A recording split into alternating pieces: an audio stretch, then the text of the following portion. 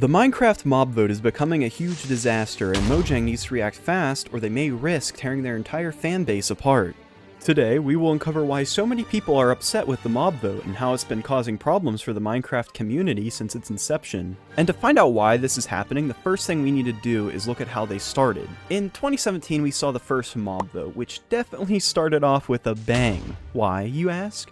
Well, because it added the Phantom, you know, everyone's favorite mob. Seriously though, people's reception of the mob were so bad, they waited 3 years before they did another mob vote, and they even made a setting in the game to remove phantoms as a whole if you wanted to. It got pretty bad. But in 2020, we saw the return of the mob vote and the adoption of the formula we see today. You know, the classic 3 mobs with little cute videos to go along with it. But once again, problems arose when Minecraft YouTuber Dream allegedly influenced the mob vote and led to the victory of the glow squid. Awesome, right? When the glow squid was actually put in the game, it was found out that the thing doesn't even glow. It just has a brighter texture than the things around it, so it appears to glow, but it really doesn't. It's probably one of the most boring mobs ever made. After 2 letdowns, I know we're not off to a great start, but next year I promise we'll have a great mob, I swear. Winner is the LA!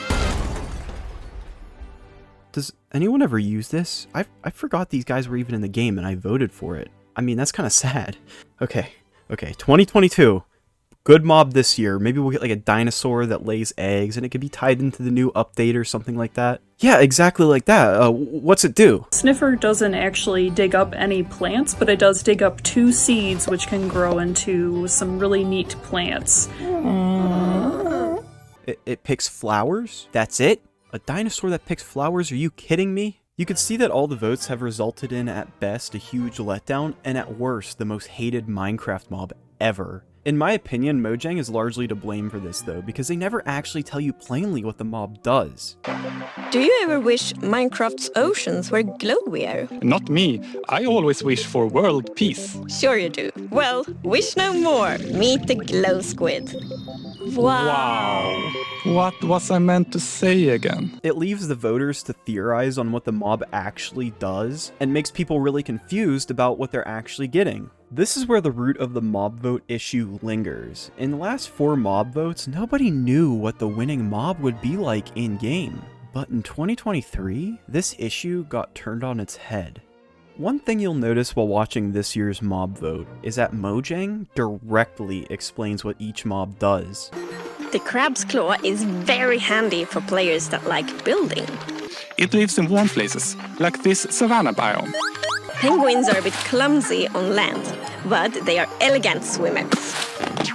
They tell you if it's friendly, if it drops anything, where it spawns, and what it actually does. Initially, this decision was applauded and looked at as a step in the right direction, and it is, but something changed. People thought if all the mobs were good, well-defined, and cool, how do they expect us to pick just one? In previous years, there were always outliers that for one reason or another were clear choices, but this year they're all good. And we can only pick one. Now, on top of arguing over which mob should win, people are also bickering over whether the mob vote even serves a purpose anymore. Fans are rightly fed up with the popularity contest and just want Mojang to add cool animals to the game.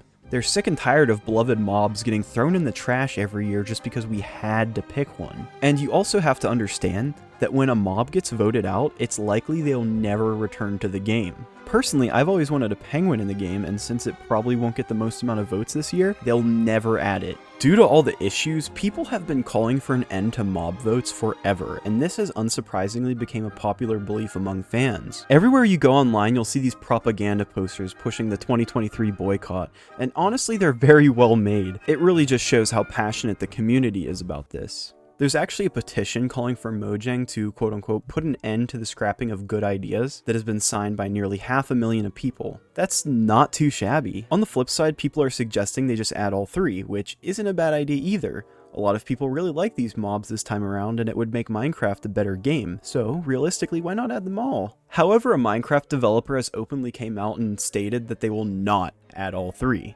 He justifies this by saying that the updates wouldn't have as many features because they'd be focusing on adding a whole 2 extra mobs. Wow. He also reminds people that time isn't a free resource. If we worked on all of them, we would have less in the core update, he says. It's funny though, because the core updates that he's talking about are just like adding 10 blocks, 6 of which are just reskinned wood that is already in the game. This all illustrates the tension in the community that a simple vote can create. I could really see this spiraling out of control if Mojang doesn't respond to this issue in an effective way, and to me it kind of seems like they're stuck. Maybe the boycott will fizzle out, but regardless it shows how fans are beginning to tolerate less. And in the end, if they cancel the vote or not, people will still be angry. It's seemingly a lose-lose situation that will only get worse if they continue the vote next year. Regardless, the voting for the 2023 mob vote starts tomorrow, and it will be interesting to see what unfolds. All signs are pointing to it being another disaster, and I really hope Mojang sees what is unfolding here and tries to correct this in the future. But with that being said, I hope you all enjoyed the video. I put a lot of work into these, so if you want to see more of my content, I would consider subscribing. Other than that, you guys have a great week, and I'll see you in the next video. Goodbye.